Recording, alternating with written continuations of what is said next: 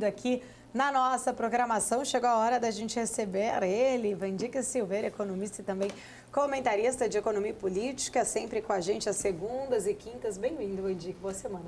Bom dia, Paula. Bom dia, Maurílio Escondido. Bom dia, Felipe. Bom dia a todos que nos assistem. Sempre um prazer estar aqui com vocês. Obrigada, Vandica. O prazer é todo nosso. Inclusive, já vou puxar aqui um pouquinho do gancho, né? O Felipe estava falando agora há pouco com o Bruno Corano, até mesmo sobre esses estímulos vindos da China, trazendo aí um grande otimismo, né, para os mercados. Esse otimismo é sustentável? A China voltou? Eu acho que a China nunca foi, né? A meu ver, eu repito aqui, a China é uma cidade cenográfica para mostrar para o Ocidente que tem poder. A China tem um interior que é completamente podre.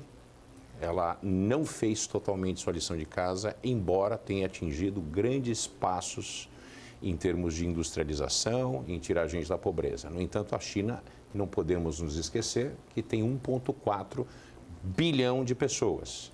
Existe uma zona especial que não atinge nem 400 milhões de pessoas. Nós estamos falando de as regiões especiais ao longo da costa litorânea chinesa é onde existe, de fato, o grande desenvolvimento chinês. A China passou os últimos 40 anos crescendo, sim, fez um crescimento fantástico. Muito desse crescimento não é verdadeiro, a taxa de crescimento não é o que foi reportado pela China, porque a China tem uma maneira de contabilizar PIB diferentemente do resto do mundo. Ela não contabiliza output, que é a produção. Ela contabiliza o input, aquilo que o governo diz para ela que ela tem que fazer, e as províncias correm atrás para conseguir fazer isso uma realidade. É por isso que os investimentos dirigidos ao oposto de investimentos via mercado geram um crescimento muito rápido, entretanto, de uma maneira que não é eficiente, porque não leva em consideração o que deve ser feito pelo mercado, que é onde o dinheiro, de maneira mais eficiente, os recursos mais eficientes vão. Então, aquilo tudo tem um alinhamento político. Por isso que construiu-se uma estrutura, uma infraestrutura na China invejável para o mundo inteiro, e agora chegou a conta e a gente não tem como utilizar essa estrutura, né? Porque não existe desenvolvimento de empresas, negócios para ocupar tudo isso. Vale lembrar que a província mais pobre da China tem 1.500 pontes. Vale lembrar que a China tem uma malha ferroviária de trens rápidos, trem-bala, superior a toda a Europa ou Japão. Quer dizer, muito disso não é utilizado com fins econômicos e precisamos trazer algum tipo de fluxo de caixa. Então, apesar de serem bem-vindas as reformas, você tem uma população que tem uma relação de dívida PIB, somente a população endividada é 60% do PIB da China. A China tem um endividamento, se o PIB chinês é de fato os 17 trilhões de dólares, de 300%. Somente a população está endividada em 60%. Quer dizer, não adianta flexibilizar regras para negociação de hipotecas e valores mais baixos de taxa de juros de 5 anos para fazer com que o mercado volte. Outro ponto muito importante sobre a China. A China, pelos últimos 40 anos, tem operado, apesar de ter uma balança comercial extremamente favorável para ela, com uma moeda artificialmente desvalorizada, o que também impacta o valor real dos salários na China, que faz com que a população se mantenha pobre relativamente ao resto do mundo. E ela não tem condição de ir às compras. Então você tem, de um lado, o endividamento maciço, pelo outro, salários baixos. Não, a China não voltou. Vandica, China não voltando, mas é aparentemente um belo estímulo, né? Corte de taxas, estímulos de compulsórios, enfim, uma série de coisas para tentar fazer com que a população chinesa consuma.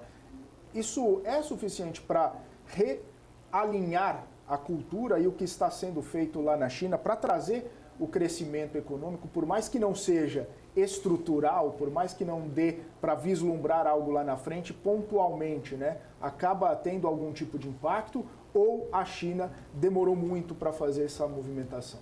Para mim é too much, too late. Né? É muita coisa, muito tarde. No entanto, vai ter um impacto e é temporário.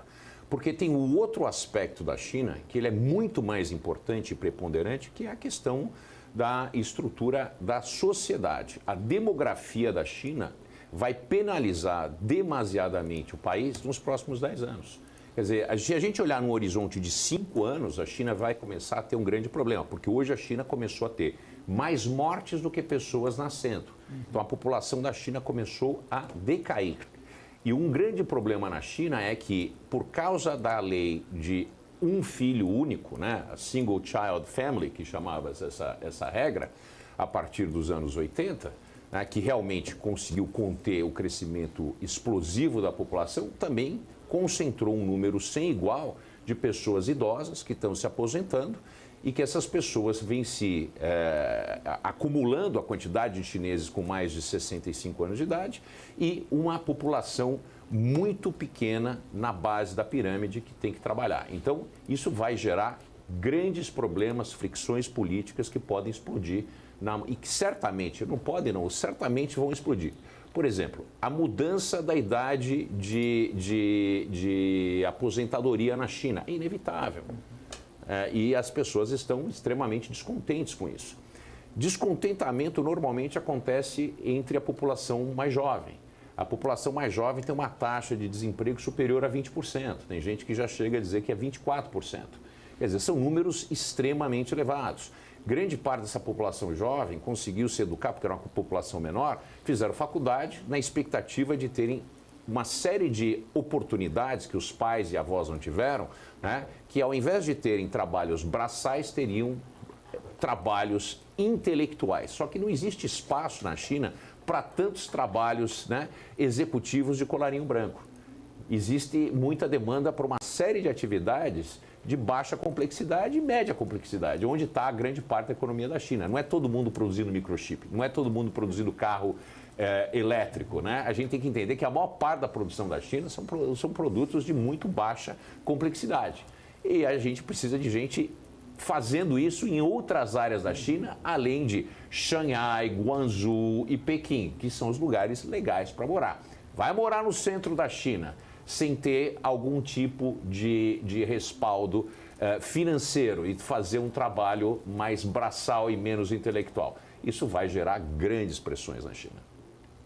Maravilha. Ô, Vandic, inclusive, né, olhando ainda até mesmo para as expectativas do quanto o Brasil pode se beneficiar com este cenário, até mesmo desses estímulos num curto prazo, principalmente em relação à questão de balança comercial, principalmente em relação a commodities. Estava até lendo aqui uma matéria agora há pouco falando que as questões dos eventos climáticos, elas podem tirar mais de 12% do PIB da América Latina até 2050. E a gente é muito ainda dependente, né, dessas commodities, principalmente olhando para essa relação até mesmo para a exportação da China. O quanto você acredita ali que, de fato, todas essas questões climáticas, esses eventos extremos que a gente tem visto, afetando bastante, né, toda a América Latina como um todo, pode ser talvez aí um ponto ainda a ser muito monitorado, principalmente criando essas expectativas em relação a uma melhora de exportação para não só a China, mas outros países asiáticos também, principalmente? Paula, eu acho que a gente tem que sempre olhar esses estudos climáticos, né, que vêm de origem de grupos ecológicos e ONGs, etc., com um olhar duplo, né, e um grão de sal, como se diz nos Estados Unidos. Pelo seguinte, a primeira vez que o mundo foi alertado que nós teríamos apenas 20 anos para corrigir a nossa rota, senão a gente acabaria, foi em 1970, numa conferência que foi a precursora da ECO, né, que era aquela que agora mudou de nome, foi em 1970. Então, a gente deveria ter desaparecido há mais de 30 anos atrás. Quer dizer, sempre existe pelo lado do ambientalismo essas projeções catastróficas. Pelo outro lado, existe de fato problemas climáticos que a gente tem que estar atento, né, e saber o que está acontecendo. O que mais me preocupa? O Brasil tem uma terra muito infértil, principalmente o Cerrado. O Brasil é dependente, mais de 90%, 95% em potássio e potassa, que é outro tipo de fertilizante, 85%. Quer dizer, entre os fertilizantes que fazem a realidade do agro brasileiro, lembre o seguinte, o Brasil ganhou a guerra do agro pelo menos até agora, pela qualidade da pesquisa e desenvolvimento nesse segmento da indústria e pela qualidade da tecnologia do campo, não pela qualidade das nossas terras. O Brasil tem uma terra que ela não é tão propícia a esse crescimento. Então, isso se deve à tecnologia brasileira do campo, não diferentemente da Argentina, que tem terras muito mais americanas, muito mais agriculturáveis do que a gente. Então, a minha grande preocupação é essa dependência de importação de fertilizantes e esses eventos climáticos, como aconteceu no Rio Grande do Sul, que varreram o solo, que é esse top, essa parte superior do solo, que é muito importante. Então, isso é o que a gente tem que estar preocupando. Agora, se é 12%... Pessoal, vamos levar as coisas com mais cautela e imparcialidade.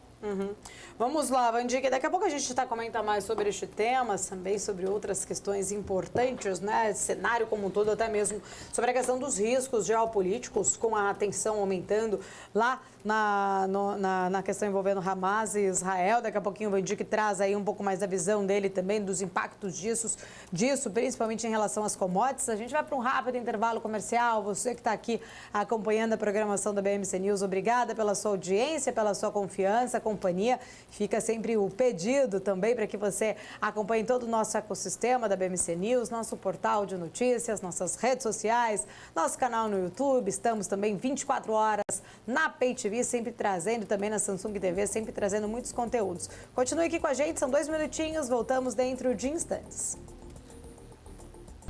BMC News.